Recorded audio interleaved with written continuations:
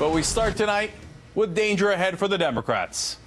After what was considered legislative victories in the lame duck session, the president seemed hopeful yesterday.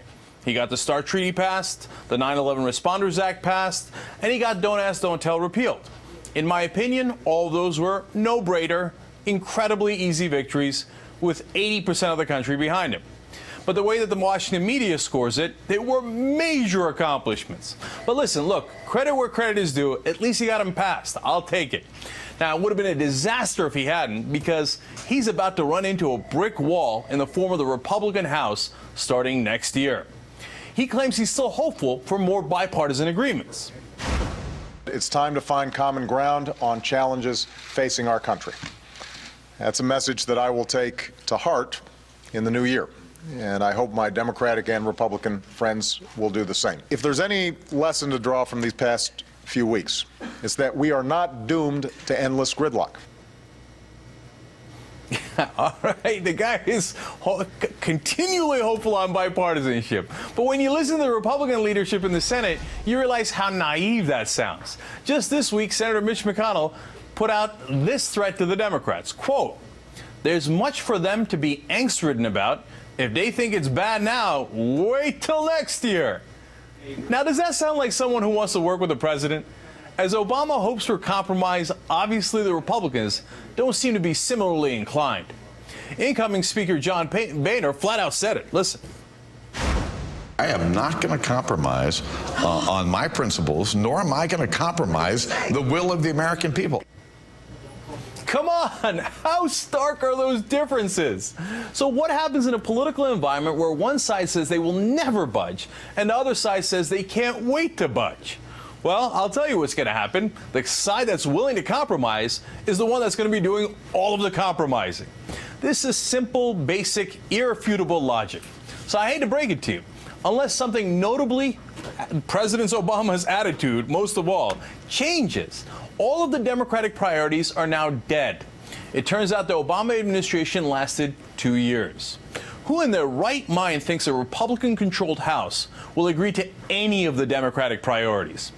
But that doesn't mean that no legislation will pass in the next 2 years. It just means only Republican priorities will be considered. So you will start to hear a lot about cutting spending and making sure that budgets pass, even though they just blew a $850 billion hole in that budget with huge tax cuts. They also start talking about cutting Social Security. That'll be on the block. And so will other ways of cutting down programs aimed to help the middle class now that the rich have already gotten their payday through the tax cuts. Now, that sounds pretty disastrous, right? But it doesn't have to be that way. We can do something different, and that could be that the president can choose to do something else. Although it seems to be against his core nature, he could fight back. As Congressman Weiner has pointed out recently, votes are not static. They can be changed through political pressure. The one ray of hope is the DREAM Act. Look, it failed to pass recently, but the president promises to make a big issue out of it in the next 2 years. Why? I thought he said if he doesn't have the votes for something, then that issue is over. That's always what he says. Well, honestly, on this one, he's going to fight because he really needs those Latino votes in 2010. Remember, he is a politician after all.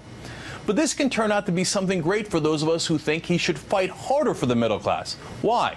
Because he might accidentally win. I don't think he expects to win on this, and I think he's doing it as a matter of politics. But I'll tell you, starting to apply political pressure, he might be surprised at how quickly the Republicans buckle. You know why? Because they also need those Latino votes. So my hope for the next year is that the president accidentally teaches himself a lesson he didn't expect.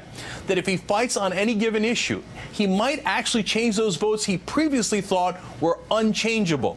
And that the path to achieving Democratic and middle-class priorities is not through constant compromise and capitulation, but through an aggressive battle where you take the fight to the enemy.